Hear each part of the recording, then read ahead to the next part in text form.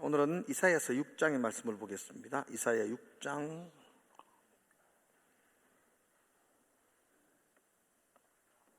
8절에서 13절까지 말씀입니다. 이사야 6장 8절에서 13절 한 절씩 읽도록 하겠습니다. 제가 먼저 8절을 읽습니다.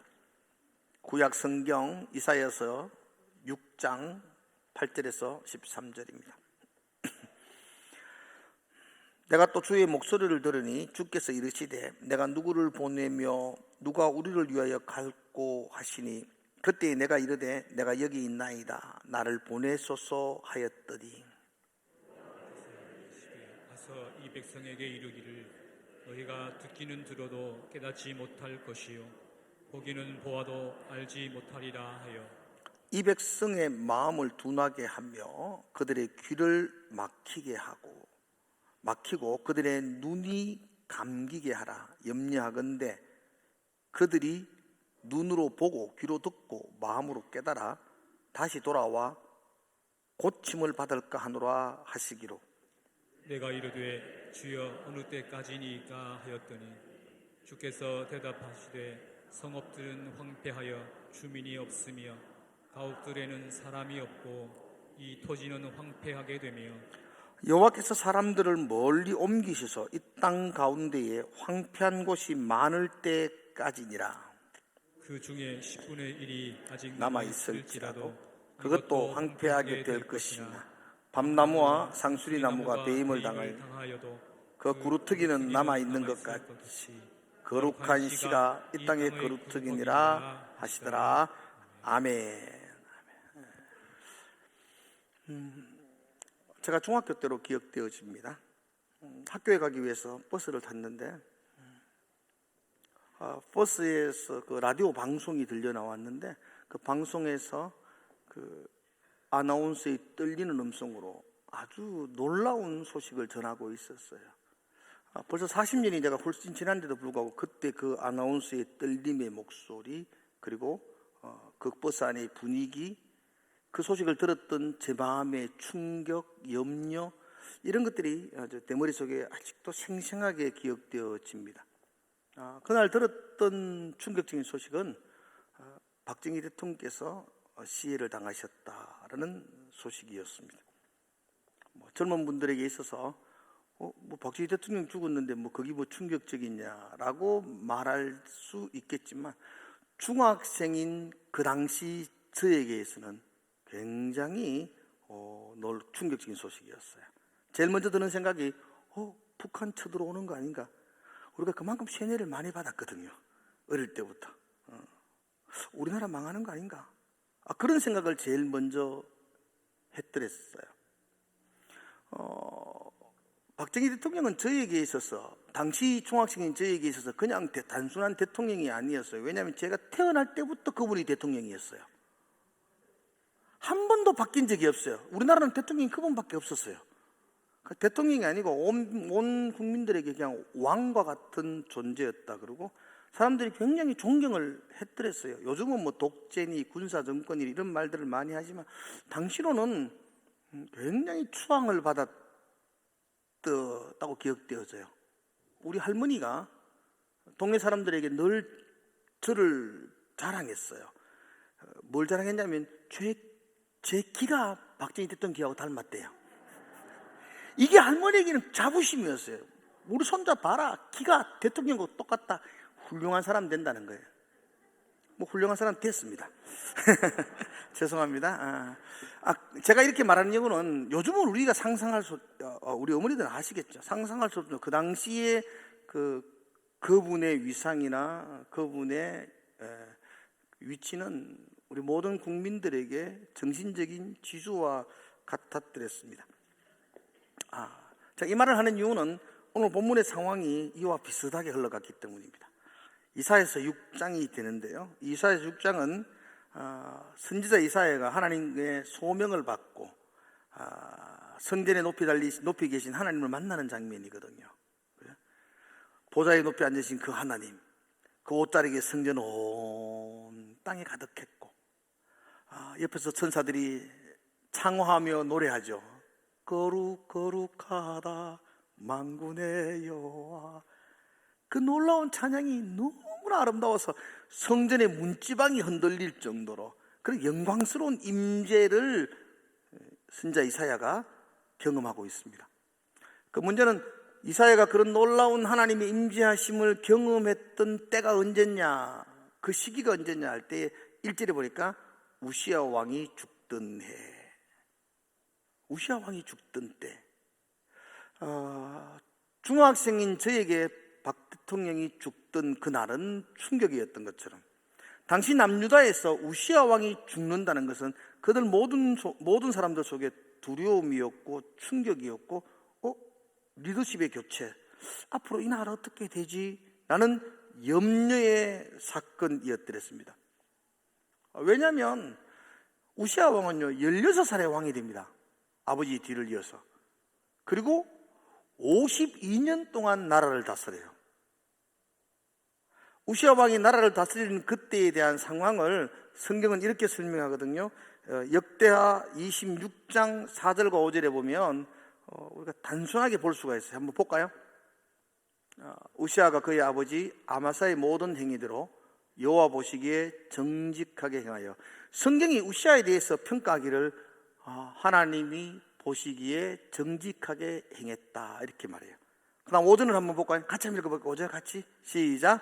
하나님의 묵시를 밝히 아는 스가랴가 사는 날에 하나님을 찾았고 그가 여호와를 찾을 동안에는 하나님이 형통하게 하셨더라. 하나님을 찾았고 하나님이 그를 형통하게 하셨더라. 이 52년간의 우시야의 삶을 그렇게 성경이 평가해요. 하나님 보시기에 정직하게 행했고, 그죠?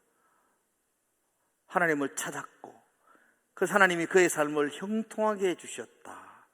그래서 다윗 이후에 다윗의 길을 걸어갔던 몇 안 되는 남유다의 왕 중에 한 사람이 바로 이 우시야입니다.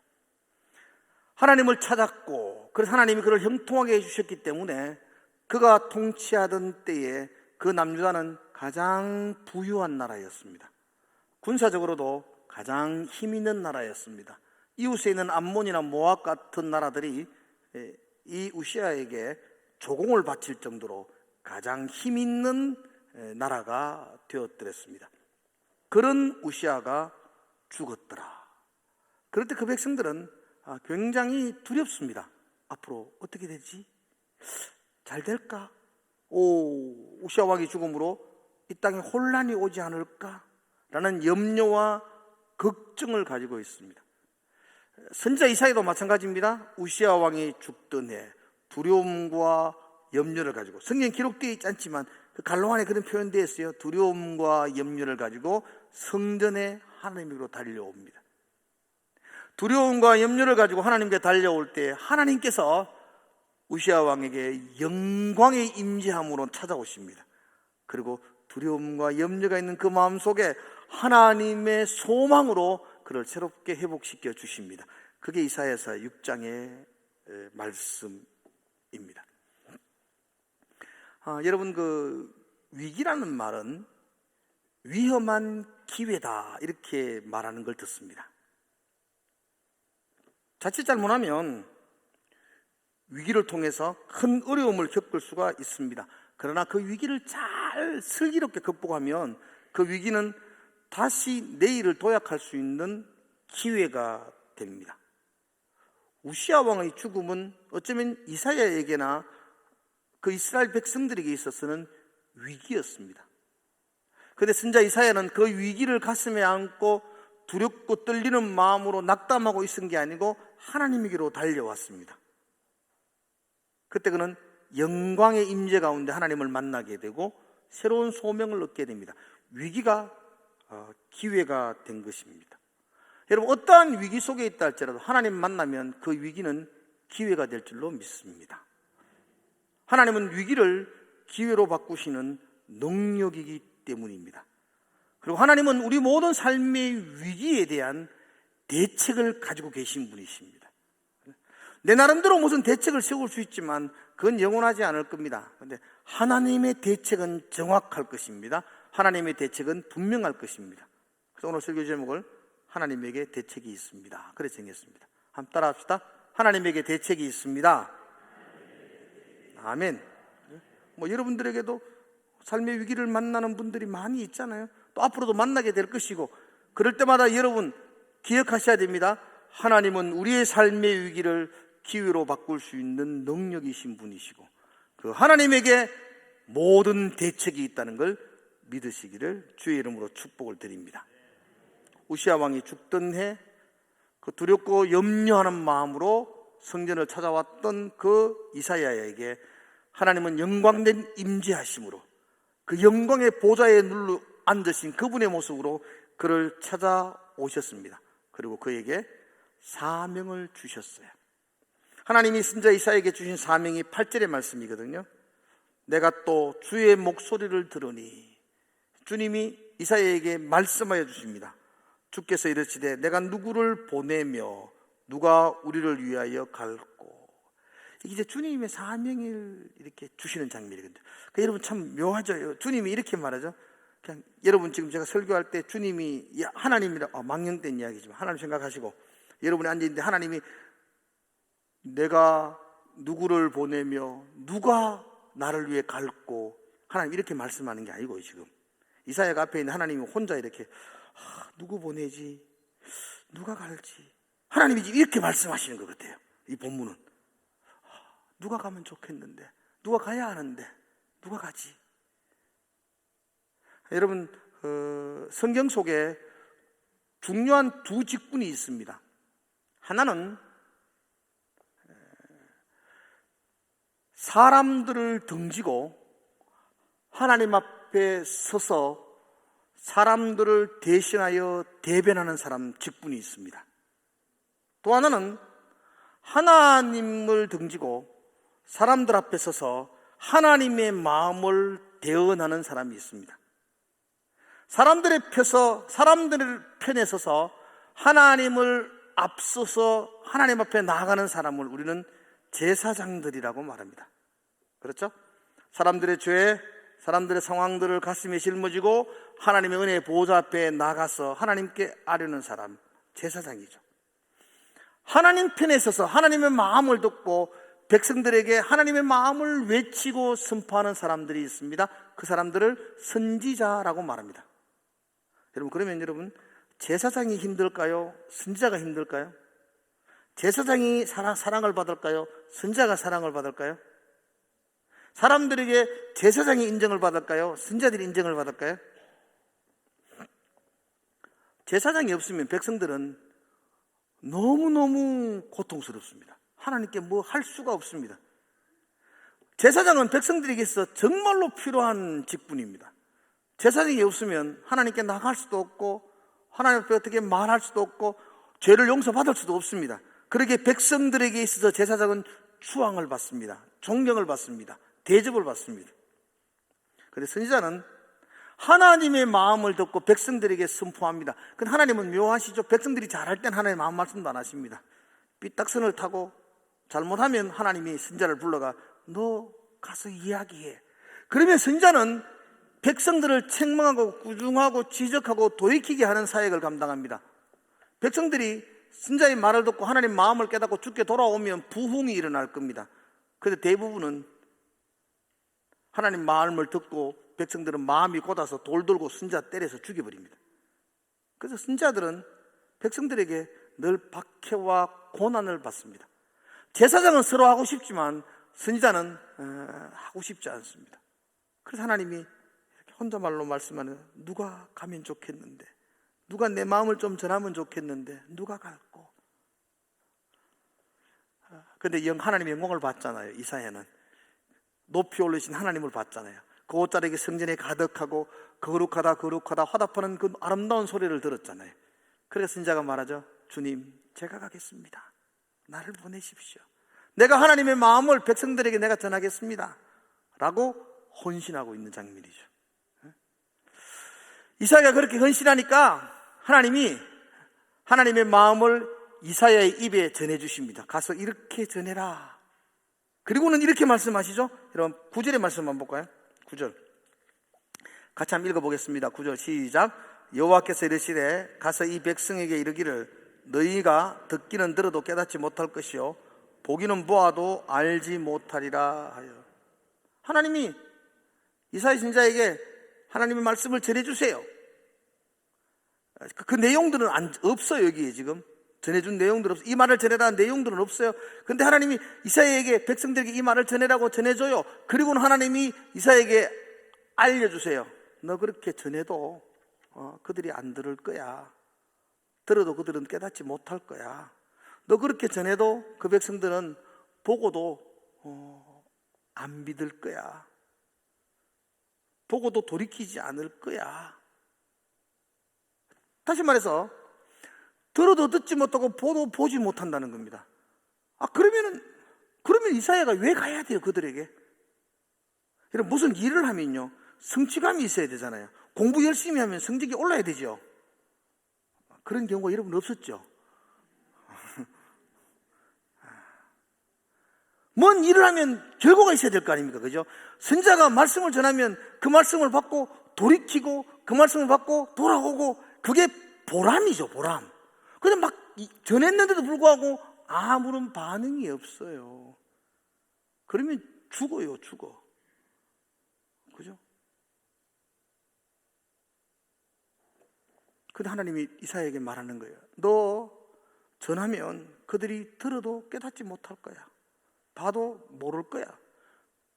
그들이 돌아오지 않는다는 거예요. 네가 보람 없는 헛된 일을 네가 하게 될 거야. 그렇게 말해요.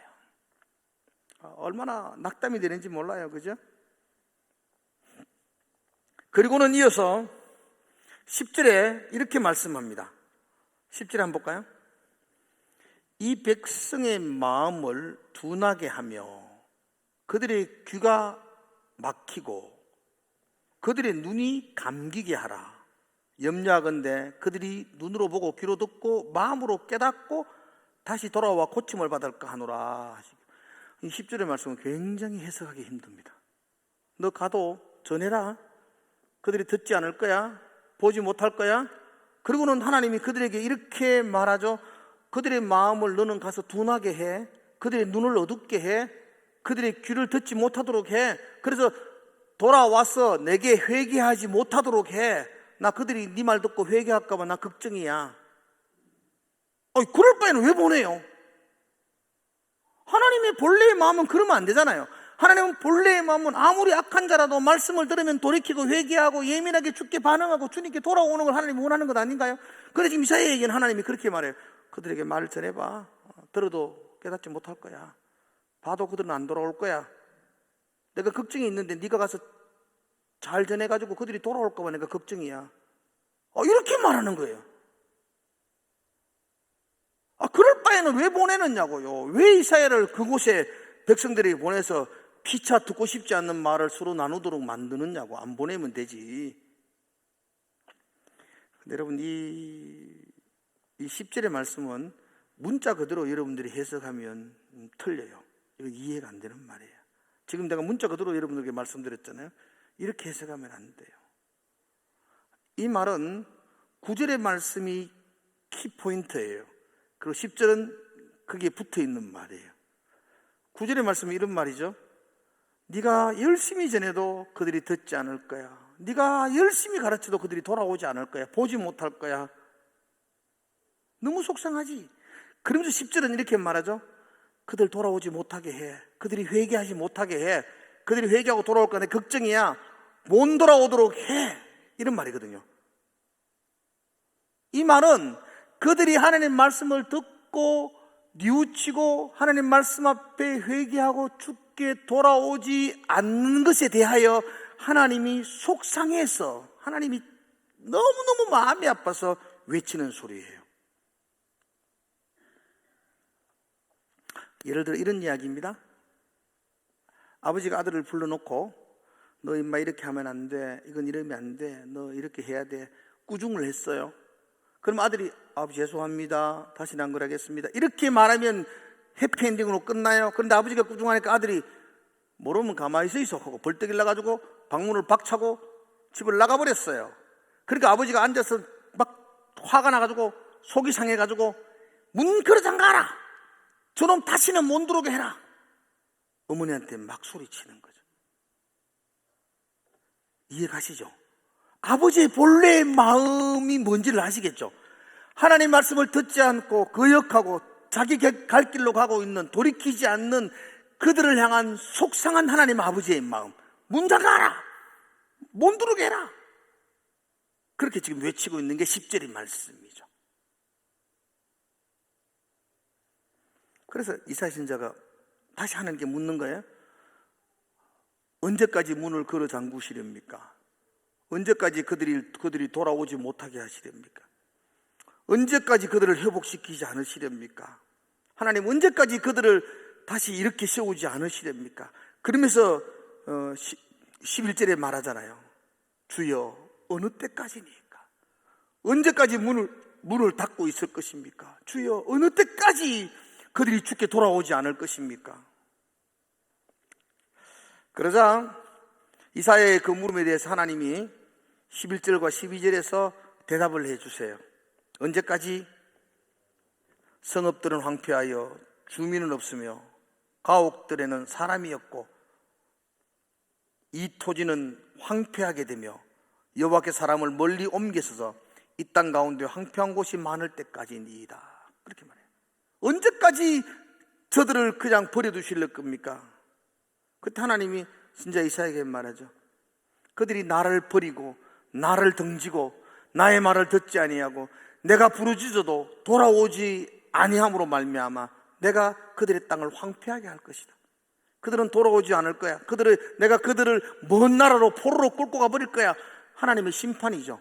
13절에 보니까 10분의 1이 아직 남아있을지라도 이것도 황폐해질 거다. 10명 중에 9명이 죽임을 당할 거야. 겨우겨우 10명 중에 1명이 살아남아도 그 살아남은 1명조차도 황폐해진다. 하나님을 등지고 하나님의 말씀을 듣지 않는 그들을 향한 하나님의 안타까운 심판의 선포입니다. 11절에서 13절까지의 말씀은 여러분들이 이 성경보다는 쉬운 말 성경으로 보시면 더 피부에 와닿습니다. 한번 볼까요? 우리 11절의 말씀을 쉬운 말 성경으로 한번 보겠습니다. 자, 같이 한번 읽어볼까요? 시작. 그때 내가 주님께 여쭈었다. 주님 언제까지입니까? 얼마나 오랫동안 그렇게 하실 것입니까? 주께서 대답하셨다. 그들의 성읍들이 모조리 황폐하여 아무도 살지 않을 때까지, 그들의 집마다 파괴되어 한 사람도 없는 빈집이 될 때까지, 그들의 땅이 마구 짓밟혀서 황무지가 될 때까지, 나 주가 그 백성을 포로로 만들어 먼 나라로 흩어버림으로써 그 땅이 온통 버려질 때까지 내가 반드시 그렇게 하고야 말겠다. 그렇다. 비록 백성 가운데 10분의 1이 살아남았다 하더라도 그들마저 결국 불에 타서 죽고 말 것이다. 이건 선지자가 외치고 하나님 마음을 전함에도 불구하고 그들이 들어도 듣지 않고 봐도 보지 않고 마음이 둔화해져서 깨닫지 못하고 귀가 어두워서 듣지 못하고 하나님께로 돌아오지 않는 그들을 향한 하나님의 속상한 그리고 심판의 메시지입니다. 다 황폐하게 될 것이다. 끌려갈 것이다. 그들이 10분의 9이 죽을 것이고 나머지 1명도 그들도 불타버릴 것이다 라고 하나님이 말씀하고 있습니다. 이렇다면 한 가지 큰 질문을 하나 드려야 됩니다. 이렇다면 왜 이사야가 거기 가서 말씀을 전하는 사명을 감당해야 되느냐는 겁니다. 결과는 지금 뻔하잖아요. 지금 불가는 황폐하고 다 망하는데, 그런데 왜 이사야는 거기 가서 선자의 사명을 감당해야 하는가요? 왜 하나님은 하라고 그런가요? 외쳐도 안 듣는데 아무런 보람도 없는 일을 왜 이사야에게 하나님은 하라고 말씀하실까요? 이사야가 더 열심히 전하면 상황이 달라져서 그들이 회개하고 돌아온다는 겁니까? 아니요, 안 돌아온다는 거예요. 근데 안 돌아오는데 가서 선포해야 될 이유가 뭐냐는 것입니다.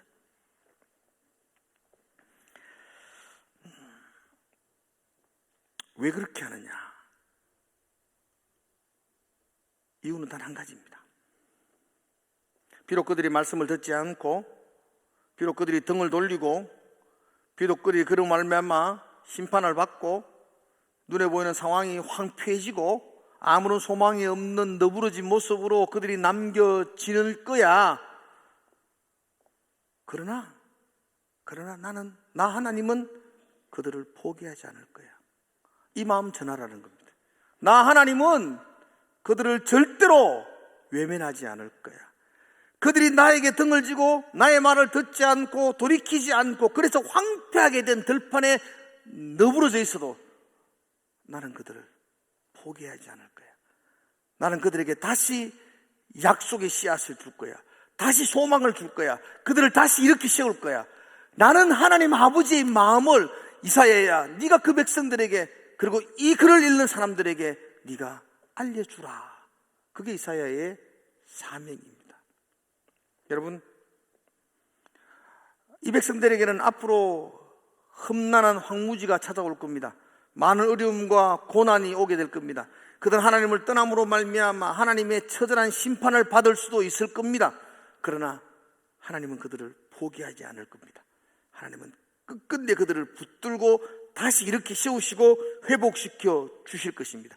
그 수많은 역경들을 만나게 될 것이지만 하나님은 그 역경을 뛰어넘을 수 있는 대책을 그들에게 허락해 주실 것입니다. 그게 하나님 아버지의 마음이에요. 이렇게 말씀하시죠. 13절 가장 중요한 부분들이거든요. 13절 한번 같이 한번 읽어볼까요? 13절 같이 읽읍시다. 시작.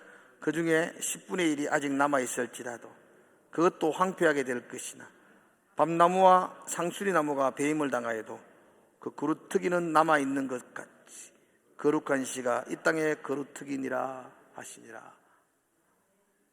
눈에 보이는 상황은요, 밤나무, 상수리나무가 배임을 당했어요. 버려졌어요. 배임을 당한 버려진 나무는요, 지금은 푸르름이 그대로 있어요. 아직도 파릇파릇해요. 그러나 배임을 당한 그 나무는 곧 말라 비틀어지고 마른 장작이 될 거예요. 지금은 그래도 부강한 것처럼 느껴지고 지금은 그래도 꽤 있는 것처럼 보여지는 이스라엘이지만 배임을 당합니다. 그러므로 마른 장작이 되어서 그냥 버려지게 될 거예요. 그러나 배임을 당한 그 자리에 구루터기가 남아있는 건 너 보이지 않느냐? 하나님, 그 구루터기가 뭔 힘이 있어요? 그 구루터기가 무슨 소망이 되어요? 그럴 때 하나님이 말해요. 거룩한 씨를 내가 줄 거야. 지금처럼 소망 없는 것처럼, 지금처럼 아무것도 없는 것처럼, 지금은 배임을 당하여서 아무런 희망이 없는 것처럼 보여지지만 내가 거루터기를 남긴 것처럼 그 백성들에게 거룩한 씨, 그 씨를 줄 거야. 여러분, 거룩한 씨, 그 씨가 심겨지면요 잎이 날 것이고요, 그 씨가 심겨지면 열매가 맺어질 것이고요, 그 씨가 심겨지면 얼마 후에 푸른 숲이 이루게 될 것입니다. 하나님이 그렇게 하시겠다는 겁니다. 지금의 우리의 눈에 보기에는 거루터기와 같이 황폐한 것 같지만 내가 거룩한 씨를 주겠다고 약속합니다. 하나님이 포기하지 않고 거룩한 씨를 주시겠다고 약속하고 하나님 주신 그 거룩한 씨는 큰 숲을 이루게 될 것이라고, 그것을 소망하며 그 소망을 붙들고 낙담하지 말고 절망하지 말고 힘을 얻어서 나아가라고 말씀하시는 것입니다. 사랑하는 성도 여러분들, 지금 우리의 삶이 배임을 당한 거루터기처럼 아무런 보잘것없는 소망 없는, 어떻게 이렇게 엎친 데 덮친 격으로 우리 가운데 이렇게 많은 어려움이 찾아옵니까? 라고 한탄할 수도 있을 겁니다. 그런데 오늘 이사야를 통해서 하나님 우리에게 전하는 하나님의 마음은 내가 너를 절대로 버리지 않을 거다. 절대로 포기하지 않을 거야. 네가 나에게 수백 번 등을 돌리고 네가 나에게 돌아오지 않고 그렇게 고집을 부리고 있지만 나는 너를 포기할 수 없어.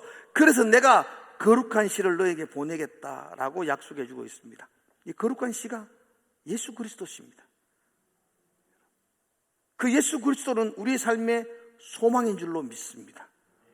그 예수 그리스도가 우리 모든 인생의 문제에 대한 해답이 될 줄로 믿습니다. 원래 저는 농사를 모르기 때문에 이런 말 하기가 참 뭐하지만 씨앗이 땅에 심겨지면 이게 심겨졌는지 안 심겨졌는지도 잘 몰라요. 그렇죠. 그리고 씨앗이 심겨진 그곳에 무슨 씨가 심겨진지도 잘 모르고요. 이게 썩어서 없어진 건지 삭이 날지도 잘 모르겠고, 그런데요, 물을 주고 하니까 어느 날 쪼매나게 파릇파릇한 게 올라나기 시작하고, 그게 자라기 시작하고, 거기서 고추도 맺고 깻잎도 맺고 열매를 맺기 시작하고 푸른 놈을 자라나게 된다고요. 사람이 심은 씨앗도 그렇게 반드시 자라난다면 하나님이 우리에게 심어주신 거룩한 씨는 사라지지 않습니다.